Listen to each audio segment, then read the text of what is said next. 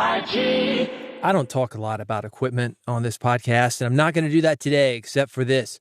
I just noticed these headphones hanging in my studio. I don't normally wear headphones, by the way. I do if I'm doing an interview, but I've got so much experience being on the mic.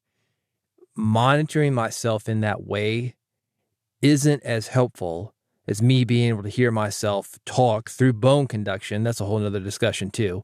Anyway, the headphones I've got, MDR 7506, they are by Sony.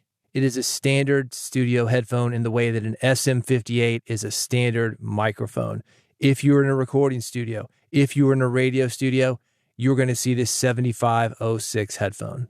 You may have a pair or a similar pair. And the issue with these headphones, they sound great, but the cups on them, the headphone, I don't know what you call them, like the black thing that you put on your ears that's padded, it flakes, man. If you can get past that weird phase, it eventually all flakes off, and then it's fine. But for those of you who do not want to do that, you can buy for about $10 on Amazon a replacement part for these headphones. You take the old flaky ones off. These are made out of, I don't know, something that doesn't flake. Mine are red.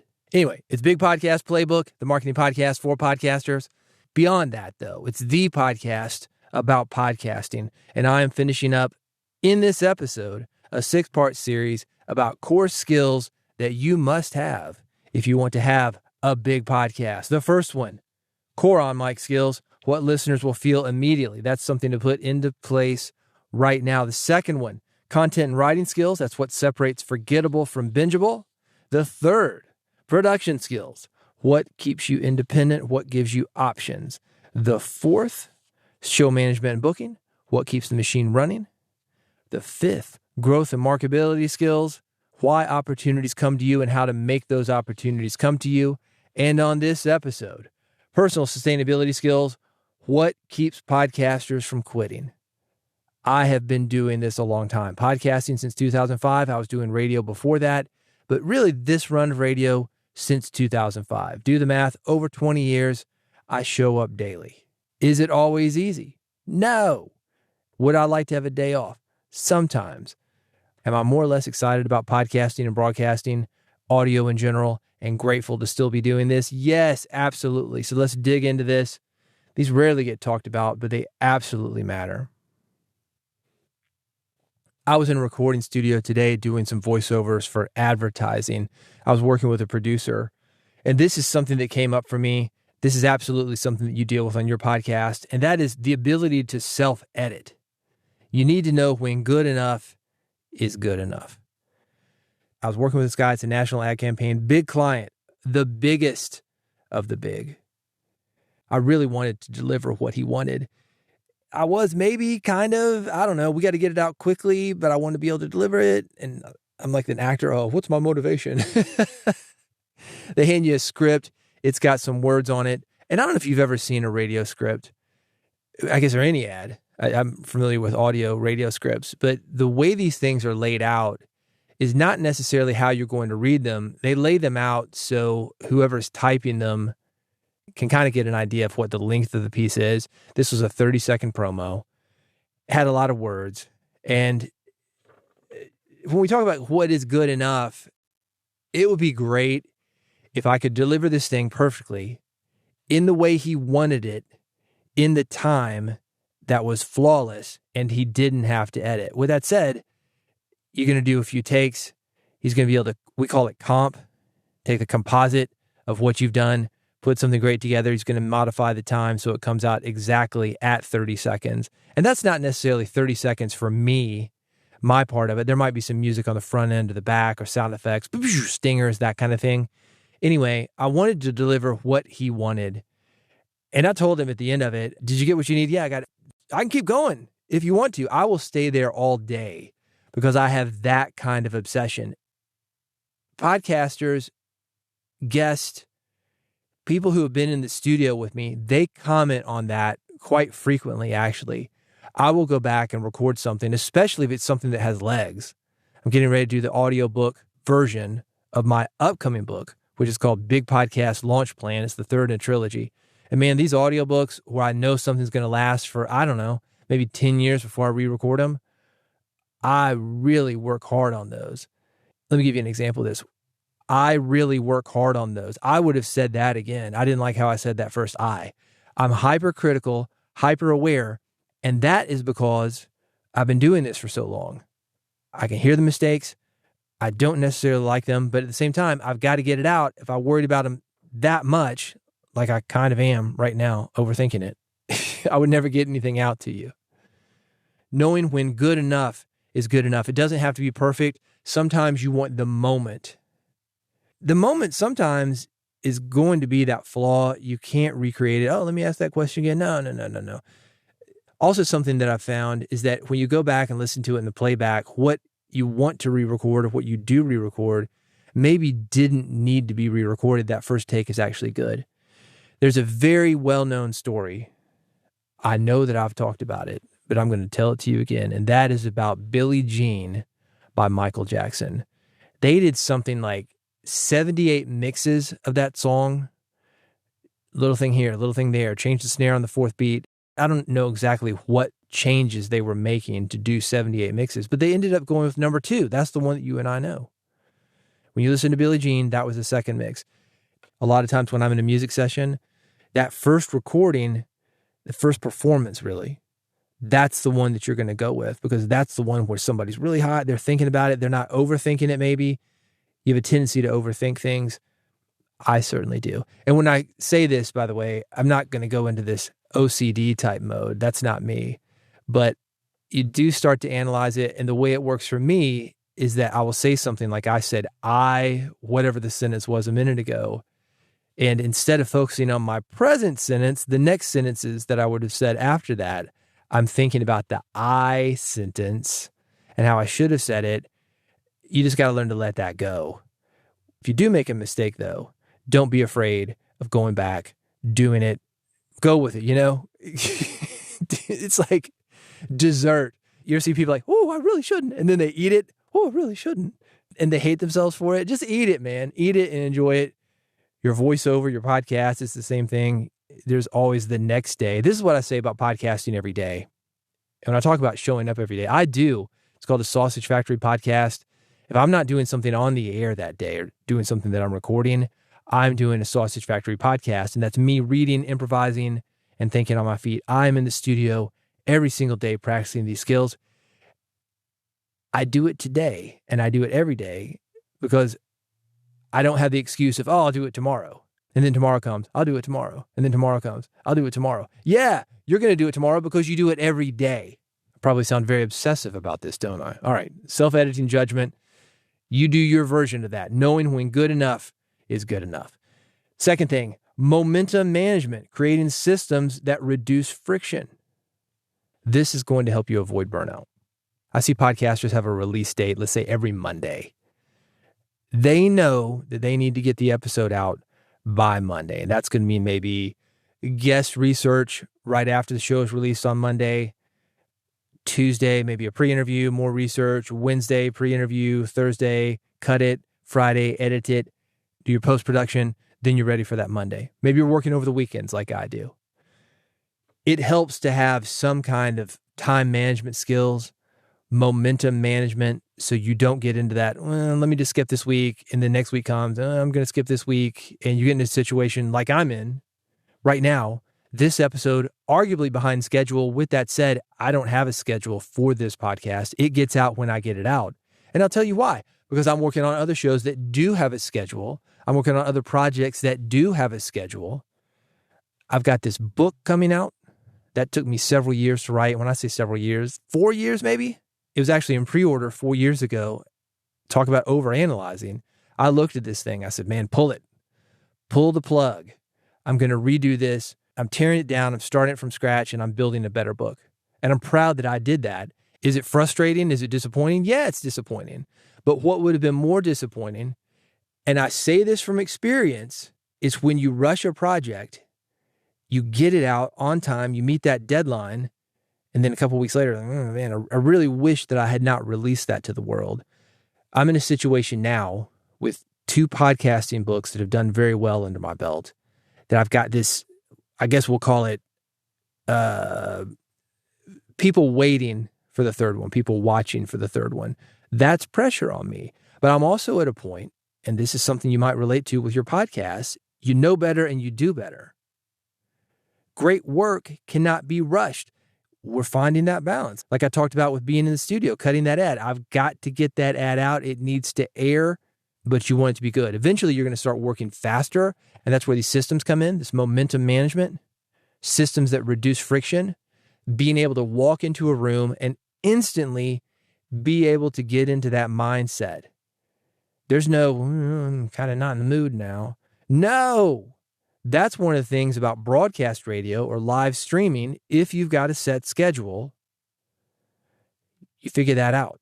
That red light goes on, you go on. It doesn't matter that you fought traffic all the way to the studio, or it was raining, or your stomach is upset. When that red light goes on, you go on. I'm not telling you not to be human. Be human. Bring that into your podcasting, but people are counting on you to get that out. You have a system that reduces friction. You show up correctly. You get better at that as you go. Do the best you can. Sometimes the best you can is not as good as the best you could another day. You still do it. You still show up. Don't write it off. Don't say, I'll do it tomorrow. Fourth thing is feedback and feedback processing. You need to be able to filter useful criticism from noise. I cannot tell you how many people on YouTube, how many podcasters, how many book authors, how many musicians will get one piece of feedback and they're out. They're done. They are so sensitive that they walk away. You need to be able to adjust without losing your identity. This is another thing about feedback. I think feedback in general is good. If you start to pattern match and you're starting to hear the same type of feedback, I like this, I don't like this, and it can work either way. You want to be able to take that feedback, incorporate it into what you're doing, but not lose who you are. Let me give you a very modern example of this. ChatGPT. I see so many people asking ChatGPT for episode notes, for episode titles, for maybe even the title of your podcast. And ChatGPT, I think it wants you to like it. It's programmed that way. Oh, great idea, David. This is the most brilliant thing I've ever heard. Yeah, this is perfect. Yeah, go with it. It's good. Or it'll give you some stuff that maybe is a little bit weird because you don't have the prompt exactly right. And you're thinking, well, man, it's a computer. It should know. It seems weird to me, but I'm going to roll with this. You got to know who you are to be successful in podcasting. You got to know who you are to have something that people want to connect to. I call that being seated in yourself. And if we're going to go back to the music industry, one of the things that we saw in the 90s was bands from the 80s, they would change their sound because something else was hot. Hair metal was out, grunge was in. Nirvana, Pearl Jam, Alice in Chains. And you had those bands that I mentioned, Warrant, they did kind of a grungy album. Skid Row, grungy album. Motley Crue had some kind of weirder, grungy album with a different singer, not Vince Neil.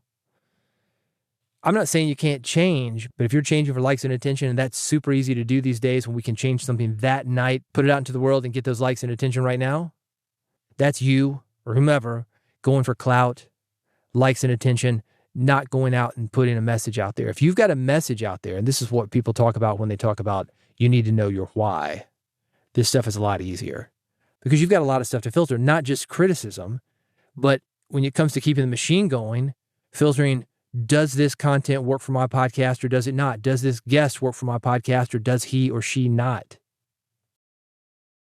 Got to have your filter in place, man. So that's the third thing. Feedback processing, being able to filter criticism from noise, and also adjusting if you do make those adjustments without losing your identity. I mentioned that I've done this since 2005, the podcasting version, the radio version since the 90s. One thing I know about is adaptability. Radio is changing. We had broadcast radio. I remember hearing about cable radio in 1991. I was there, oh, cable radio, that sounds brilliant. All these channels in your home, can you imagine? Cable radio. I'm not limited to the 5 or 10 broadcast stations that I've got in town. I've got unlimited cable radio stations. And we had that kind of a streaming internet thing. There was cable radio attached to cable TV very shortly. Then we had satellite radio. Then we had internet radio. Now we've got DJX on Spotify. You heard this guy? Hey, what's going on? I'm Xavier. My friends call me X. It's an AI DJ. I thought I was going to like him. I don't. It's boring. Turns out what I like about DJs is that human connection, why people like podcasts as well. So we've seen that change. We've seen DJs change. We've seen voice tracking. Shows are not live anymore. You could do a 4-hour show in about 1 hour. That allows the same jock to do more shifts, do more stations. If you listen to SiriusXM, the 80s on 8 station, Mark Goodman, really most of the original MTV VJs, Alan Hunter. Well, you're going to hear them on other stations as well. Same genre, different spin on it. I was like, wait a minute. I thought I just heard Mark Goodman. You did, because it's voice tracked. It's not live. And that's adaptability. One of the things that we've seen in radio, we used to record a magnetic tape if you recorded at all. You don't do that anymore. You used to edit with a razor blade. You don't do that anymore. You don't have to. Some people may. Thank God we don't. Thank God I don't. Wouldn't have 10 fingers left. You're probably already doing this without thinking about it, but you're going to have to do it more as you go along. Adaptability, things change. You want to be able to change things, change formats, change the way you do things without panicking. Also, read listener behavior and change to that. Adapt to how people are consuming audio content. At one time, broadcast radio. I talked about cable radio. That was the thing. Let's listen to the radio at home. A cable's attached to it, not a problem. We listen to the radio at home. Then what we did was we had podcasts that we would attach to a computer. And when you wanted to put it on a mobile device, an MP3 player, which mine could hold 30 minutes max. Can you imagine that? 30 minutes max. That's because we were putting music on it. I might put, 5 or 10 songs, depending on how long the songs are. When podcasting came along, maybe you could get an entire episode on that. Maybe half of an episode. It was all attached to your desktop computer. Then, this is a big game changer. Mobile downloads straight to your iPhone. You didn't have to have that mobile device anymore. You had it, and it was called your phone. You didn't have to attach that phone to your desktop computer and get your audio via a wired connection. Things are changing. You're probably changing with it more than you realize. But as you get older and continue to make podcasts, you're going to see more and more change. AI is a game changer now. I love it for certain things, don't like it for others. I think, as I mentioned about the AI DJ on Spotify, that we are always going to want the human connection. AI cannot replicate that. AI might know everything about a niche, a genre, a group of people, but it doesn't have the experiences that you have or that the people within that niche or that group of people have. It doesn't have all the memories you have that you might bring up when you read a listener letter or when you talk about a certain topic. Just on this episode, I've talked about different experiences that I've had. One of them today, cutting ads in the studio. I talked about a couple of music business stories. AI doesn't have that. AI can give you facts, but not experiences. That is how you are going to win against AI. Regarding these other things changing, I don't know. Some of them you're going to work with, some of them you're not going to like. But that's what happens when you stay with anything for a long period of time. And that's what this is about, personal sustainability. What keeps you going? What keeps you from quitting? Self-editing judgment, knowing when good enough is good enough, getting it out. Perfect is the enemy of good. Don't keep that pretty good podcast in the can just because it's not perfect. Momentum management, creating systems that reduce friction, doing what you can to avoid burnout cycles. Feedback processing, that's the third one. Filtering useful criticism from noise. Don't changing everything about what you do just because one person thinks it needs to be done differently. When you do adjust, adjusting without losing your identity. And the fourth and final one, adaptability. Things change. You want to be able to change formats without panicking. And not just formats, technology, learn new skills. Audacity 4, it's coming out, man. If you use Audacity, you're going to have to learn a new system. Not too new. Not like going to Pro Tools or Adobe Audition or Hindenburg, but it's going to be a new one. Are you ready for it? Or are you going to be one of these people, well, I'm still using Audacity too. Don't be afraid to upgrade. And on the flip side of that, when something does change, don't be the guy who thinks you have to have the latest and greatest thing. This mic I'm talking into, it's an Electro Voice RE20. It is a 50-year-old mic. Not this particular one, but the design, 50 years old. They have not made a better mic, in my opinion. Used by Rush Limbaugh, Terry Gross. Everybody who's anybody has used an RE20 mic. It is one of the 2 mics you're going to see in a radio studio. This and the SM7B. Also, not quite 50 years old, but pretty close to it. They have not improved on these mics so much that you do not see them. You don't have to upgrade everything. Read and listen behavior, not just downloads. Where are the listeners going? What are they doing to consume your content? What do they want from you? Can you deliver it? Maybe. If you want to talk more, I'm at Big Podcast AMP. That stands for Audio Monetization Program. AMP is how you spell it. And you can find it at bigpodcast.com/AMP. If you want more from me via this podcast, I got it for you. Get the entire package of the 6 things that you need to have a big podcast. That is all available to you in the feed, and you can find that at bigpodcast.com/subscribe, the way that people are consuming podcasts now. And also, if you're on a desktop machine, I got an RSS feed for you so you can go old school, man. Get your podcast the way you used to via a wire connection, maybe even a dial-up. I got you. It's all at bigpodcast.com/subscribe. You can find the subscription options there. 1 click is all it takes to get every episode of this podcast, all 6 things in this series, and more is what I have coming up on Big Podcast Playbook. Did you forget already? bigpodcast.com/subscribe. Go there now, and I'll see you on the next episode.